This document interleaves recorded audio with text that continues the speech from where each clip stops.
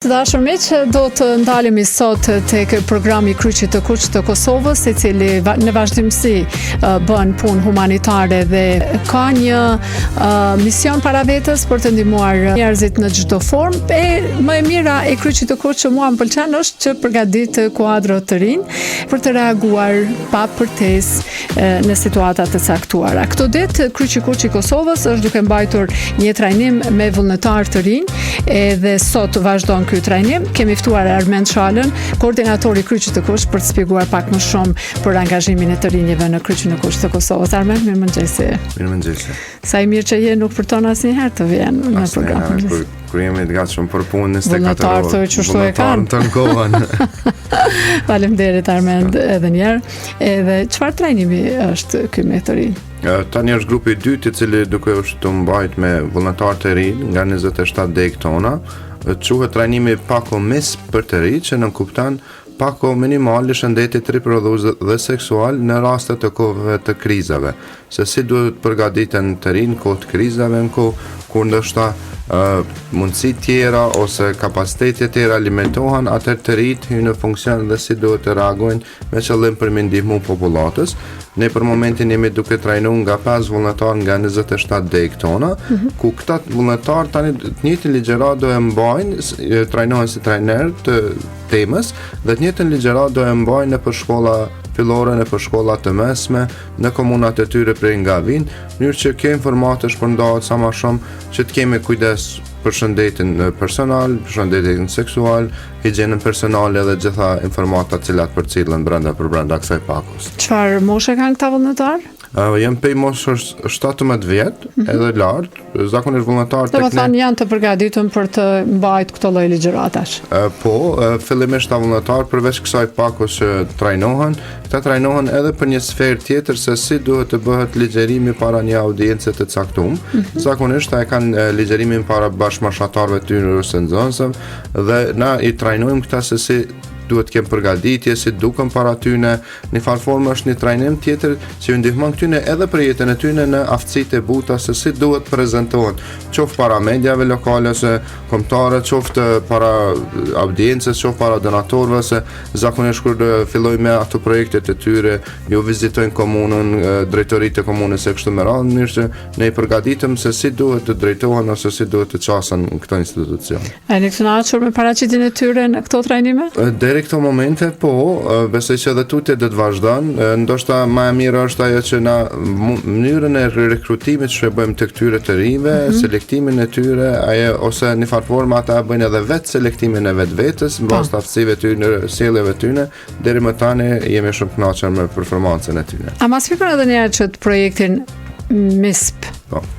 Çka është? Është MISP si pakon e vete, është projekt i cili ka filluar tash 10 vite, përkrahur nga UNFPA-ja dhe në bashkëpunim me Ministrinë e Shëndetësisë e realizojmë. Është një projekt i cili përfshin, ose si quhet për zgjatje, është pako minimale e shëndetit riprodhues dhe seksual në raste të krizave. Në këtë pako ne i kemi të ndarë në 2 kategori. Në raste të krizave, çfarë për shembull, ta zbërthejmë parasysh, kriza, për shembull, kriza natyrore, në kriza konflikte, në trazire dhe gjëra të tjera. Çu me menaxhu këto situata? Saksisht, në këtë aspekt si me menaxhu. Ne kemi të ndarë në 2 kategori pjesëmarrësit. Kategoria e parë janë infermierët, mjekët, ku ne vazhdimisht bëjmë trajnime e certifikojmë mjekët e infermierët, edhe bashkë me ta bëjmë ushtrime fushore dhe ushtrime në tavolinë e quajmë, se si duhet të reagohet, për shembull, të fundit e kemi pas në Gjilan, gjatë kohës dimrit, se si duhet të reagohet, për shembull, QKMF-ja në Gjilan, nëse themi, ose spitali në Gjilan, në rast të një krize, dhe kur ka mbi ngarkesë qoftë me raste me pacienta ose diçka tjetër, si duhet të angazhohet gjithë stafi në drejtim. Ne s'po themi që ata nuk e din profesionin e tyre, mirë po esenca është edhe përfshirja komunitetit, në këtë rast vullnetarëve të Kryqit Kuq, të tjerëve vullnetar, se si duhet të përfshihen për mi dalë në ndihmë dhe me pas shërbime me atleta, ndërsa kategoria e dytë është kategoria e nxënësave ose kategoria vullnetarëve të ri, se çfarë mund të bëjnë ata, të paktën të bëjnë një diseminim ose shpërndarje e njohurive të bashkëmoshatarë të tyre, qoftë në kohë të qeta ose në rast të krizave, se si duhet të orientohen, si duhet të mbledhen grupet e rive, të t'ju flasin për këto tema kështu me radhë. Sa punë fisnike kish me qenë për shembull, uroj mos me pas na kriza, po edhe në kohë paqeje duhet mi ditë këta të rinë këto elementare, do të thosha, sepse secili ndoshta orientohet në një fushë të caktuar të studimeve ose të profesionit, por ndoshta këto janë bazike që duhet i di secili. Gjithsesi, janë bazike, na shohim se ashtu që thë edhe ti, këta të ri orientohen me kryen e studimin në fusha të ndryshme, mirë po gjithmonë tek ne sa ju mbesin disa informata bazike, për shembull dhënia ndihmës parë që gjithë vullnetarët tek ne trajnohen, është diçka që ju ndihmon atyre do të thotë të rjetën. Ata kur mësojnë aty thonë, "Ua, për shembull që si kanë ditë i kanë mësuar." Është saktësisht, është një sferë e re për tyne edhe në farë forme vetë befasohen në atë aspektin se si të ri, çfarë kontributit madh mundën me jap ata në shoqërinë e tyre. Aq më tepër që puna vullnetare vlerësohet sot shumë kudo në botë. Ai mësoni pas pari për çka është vullnetarizmi. Saktësisht, ne fillojna në çdo trajnim, në çdo pjesëmarrje të trive, fillojna fillimisht me atë pjesën njoftuese dhe ato identifikohen të rinj që marrin pjesë që nga dita e parë janë ato ose ata që kanë një përvojë më gjatë dhe tema e parë çdo trajnim tek ne është hyrja në historikun e Kryqit Kuq, ku ato folet për vullnetarizmin, fisnikrinë e vullnetarizmit, çka duhet jetë një vullnetar, si duhet jetë paraqitet një vullnetar, ose punën që duhet ta bëjë një vullnetar dhe shpërblimet në varforme që i merr si vullnetar. Nuk po flasim për shpërblime financiare sepse është sigurisht, po kredi në CV të tyre. Saktësisht, ne kemi pasur shumë raste kur vullnetarët tonë që kanë qenë pjesëmarrës nga shkollat e mesme dhe kur kanë aplikuar në universitete të ndryshme, qoftë vendore ose jashtë vendit, referenca jonë që ju është jep ju ka shtuar aty në një kredi shumë të madhe në aspektin e punës që ata e kanë kryer në komunitet. Edhe me ju thonë Armend që në Shtetet Bashkuara për shembull, vlerësimi më i madh secilit i jepet në karrierë kur paraprakisht ka bërë një punë vullnetare dhe çush kam dëgjuar atje dhe nga komunikimet që kam me shumë meç atje bashkëpunëtor thonë që krahas punës që bëjnë e kanë punë të dytë angazhimin vullnetar. Do të thonë secili gati në Amerikë bën edhe një punë vullnetare.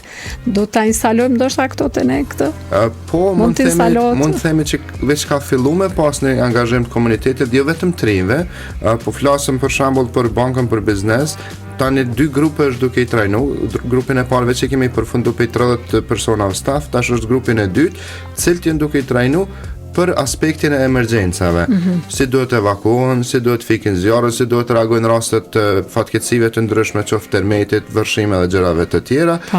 Janë duke u trajnu që në rast të fatkeqësive të angazhohen në komunitetin ku janë ata ose të jenë pjesë e vullnetarëve të Kryqit Kuq për reagim në vende të caktuara ose në fusha të caktuara ku ndodhen fatkeqësi të ndryshme. Si Kryqi Kuq i Kosovës më pëlqen që jeni organizuar shumë kompakte dhe bëni punë të vazhdueshme me tema shumë përmbajtësore.